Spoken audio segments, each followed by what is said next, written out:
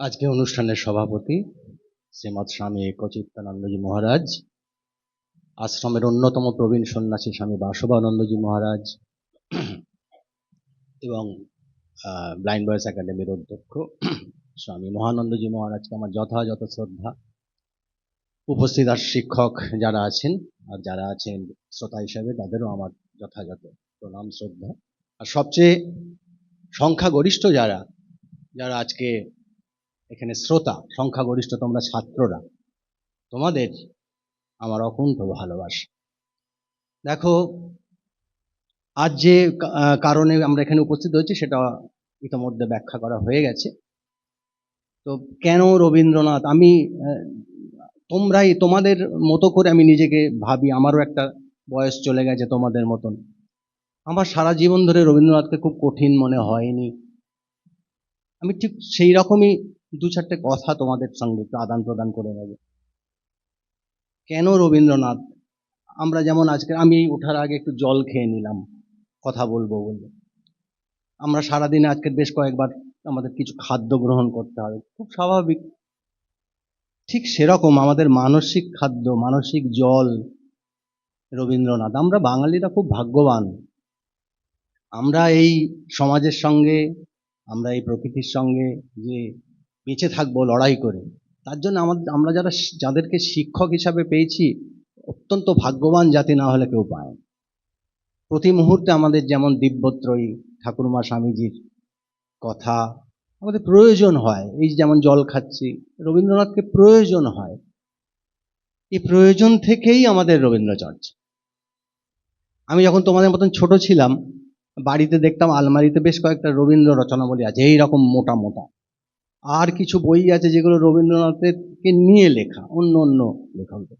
একদম ছোটবেলায় একটু, তখন অত তো পড়ার অভ্যাসও হয়নি, কিন্তু এত এত লিখেছেন, তাও সবগুলো খণ্ড ছিল না। একটা মানুষ এত লিখেছেন, ছেপে এত হয়েছে, তাহলে কত কাগজ লেগেছিল, কত কি করে, মানে সারা জীবন তাহলে তিনি প্রতিদিন সকাল থেকে সন্ধ্যে এরকম নিশ্চয়ই লিখেছিলেন, না হলে কি করে হয়। বড় হয়ে ভাবলাম, দেখলাম, বুঝলাম যে পুরোটা তো ঠিক নয়, ভুল। মানে রবীন্দ্রনাথ সারা জীবন ধরে মোটামুটি ধরো 13টি উপন্যাস লিখেছেন। এই উপন্যাস কিন্তু এখন আমাদের যেরকমভাবে ঠকিয়ে দেয় বিভিন্ন পত্রপত্রিকা, পুজোয় 8টি উপন্যাস বলে একটা বই বিক্রি করে দিল, শারদিয়া। 30-40 পাতা একটা আখ্যানকে উপন্যাস বলে চালিয়ে দিচ্ছে। কিন্তু সাহিত্যে তো তাকে উপন্যাস বলে না। রবীন্দ্রনাথ এক একটা উপন্যাস পড়তে গেলে অনেক সময় লাগবে। গোড়া মহাকাব্যবম উপন্যাস, বিরাট বিরাট নৌকাডুবি। 13টি উপন্যাস, 100টির মতন ছোট গল্প, 1500-এর মতো কবিতা, 30টার মতো বিভিন্ন ধরনের নাটক, আর প্রায় 2400-র মতো গান। এর পরেও 4000 চিঠিপত্র লিখলেন সারা জীবন ধরে, আর কিছু করেননি বোধহয়। এটা রবীন্দ্রনাথের অবসর জীবন, ভাবলে অবাক লাগবে। রবীন্দ্রনাথ তো আসলে কর্মী রবীন্দ্রনাথ। তাকে জমিদারি রীতিমতো দেখতে হয়েছে। পিতা দেবেন্দ্রনাথ ঠাকুর রীতিমতো পরীক্ষা নিয়েছেন। 5 বছর ধরে রবীন্দ্রনাথকে জমিদারি পরিদর্শন করে রিপোর্ট দিতে হতো, হিসেব দিতে হতো। সেখানে রবীন্দ্রনাথ বলতেন যে বাবার কাছে হিসেব দিতে গিয়ে তার কিরকম নিজের নার্ভাস লাগে। এই রকম 5 বছর জমিদারি পরিদর্শন করে বাবার কাছে হিসেব দিয়ে তারপরে তিনি পাশ করে গেছেন। আর এটা তোমরা সকলেই জানো যে বিশ্বভারতীর মতো একটা বিরাট প্রতিষ্ঠান করতে তার কত ঘাম, কত শ্রম। তাহলে এই যে কবিতা, এই যে হিসেবটা দিলাম, 2400 গান, 1500 কবিতা, এত এত এত, এগুলো লিখলেন কখন? এগুলো এই জন্যেই তিনি রবীন্দ্রনাথ, এই জায়গাটাতেই তিনি রবীন্দ্রনাথ। তোমরা তো জানো যে ঠাকুর বাড়ির প্রতিভার কোনো অভাব ছিল না। রবীন্দ্রনাথের দাদারা সব প্রায় প্রত্যেকেই খুবই প্রতিভাবান, কিন্তু তারা কেউ রবীন্দ্রনাথ হতে পারেননি। কারণ রবীন্দ্রনাথ থেকে যেটা আমাদের শিক্ষণীয়, যে জীবনের শৃঙ্খলা, এই জিনিসটা যে রবীন্দ্রনাথের কাছে যদি শিখতে চাই আমরা, এই শৃঙ্খলার কোনো বিকল্প হয় না। রবীন্দ্রনাথ সেই জন্যই রবীন্দ্রনাথ। আমরা রবীন্দ্রনাথকে শুধু কবি রবীন্দ্রনাথ, নাট্যকার রবীন্দ্রনাথ, প্রাবন্ধিক, মানে সাহিত্যিক এক কথায় বলতে গেলে এইটা জেনে এসেছি। তো রবীন্দ্রনাথের এই যে সাহিত্য চর্চা, এই যে সঙ্গীত চর্চা, এই যে সৃষ্টি, এটা কিন্তু তার জীবনের অন্যতম শ্রেষ্ঠ কাজ। কিন্তু শুধুই এই কাজটা তিনি করেননি, তিনি একজন কর্মঠ মানুষ ছিলেন। অলসতার কোনো জায়গা রবীন্দ্র জীবনে ছিল না, অলসতার কোনো স্থান রবীন্দ্র জীবনে ছিল না। সেই জন্যেই তিনি রবীন্দ্রনাথ। এইটাই আমরা রবীন্দ্রনাথের কাছ থেকে আমাদের কাছে একটা শিক্ষা। এই যে বলছিলাম যে আমাদের যেমন জল খেতে হয়, আমাদের যেমন খাবার খেতে হয়, আমাদের চিন্তা জগৎ, ভাবনা জগৎ রবীন্দ্রনাথ। ছোটবেলা থেকে তার যে বৈশিষ্ট্যগুলো ছিল না, সেটা তোমাদের মধ্যেও আছে, সবার মধ্যে আছে। কল্পনা প্রবণ বালক, খুব একাকী ছিলেন ছোটবেলায়। হয়তো জানো তোমরা যে তখনকার দিনে ঠাকুর বাড়ি তো মানে শুধু নিজের ভাইরা নয়, তার ভাগ্নেরাও তার সমবয়সী ছিলেন, এমনকি বয়সে বড়ও ছিলেন। তারা সবাই স্কুলে যাচ্ছে, তিনি স্কুলে যেতে পারছেন না, খুব ইচ্ছা হচ্ছে। একদম একটি সাধারণ বালকের যে বৈশিষ্ট্য থাকে, তখনকার এখনকার দিনের মতন এরকম একটা বাধ্যতামূলক ছিল না যে এত বছর বয়সে এই বিদ্যালয়ে ভর্তি হতে হবে, এরকম ছিল না। তিনি বায়না করতেন, তার দাদারা, তার ওই ভাগ্নেরা বড় বিবরণ দিত যে আসলে তিনি বাড়ি থেকে বাইরে বেরোতে পারতেন না, বেরোবার লোভে তিনি স্কুলে যাওয়ার বায়না করতেন। তারপর তো তিনি লিখেছেন ছেলেবেলা জীবনস্মৃতিতে যে তার এক শিক্ষক মহাশয় বাড়িতেই পড়তেন, একটা চপের আঘাত করেছিলেন, গালে চড় মেরে বলেছিলেন আজকে স্কুলে যাওয়ার জন্য যেমন কাঁদছো, একদিন স্কুলে না যাওয়ার জন্য এর থেকে বেশি কাঁদবে। তিনি হয়তো রবীন্দ্রনাথকে বুঝে নিয়েছিলেন ছোটবেলা থেকে যে এ ছেলেকে এরকম চার দেয়ালের গণ্ডির মধ্যে আবদ্ধ করে রাখা যাবে না। রবীন্দ্রনাথ লিখেছেন সেই গুরুর নাম ভুলে গেছি, কিন্তু তার চপেটাঘাত এবং তার ওই গুরু বাক্যটি আমার সারা জীবন মনে ছিল। এর পরের ঘটনা হলো রবীন্দ্রনাথ একদম স্কুলে যেতে চাইতেন না। হ্যাঁ, একদম স্কুলে যেতে চাইতেন না রবীন্দ্রনাথ। তার কল্পনা প্রবণতা তার সৃষ্টির মধ্যেই রয়েছে, তার লেখার মধ্যেই রয়েছে। চিন্তা, তার বাড়ির মধ্যেই তিনি কল্পনা করতে একটা রাজার বাড়ি আছে।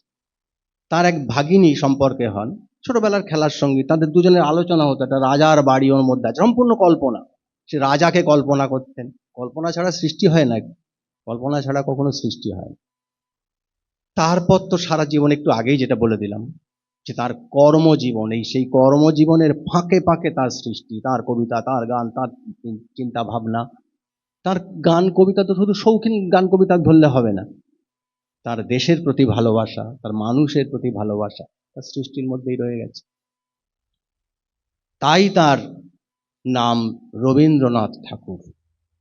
আমি তোমাদেরকে অনেকটা বেশি না বলে আমি একটা আমার লেখা কবিতা শুধু তোমাদের পড়ে শোনাবো।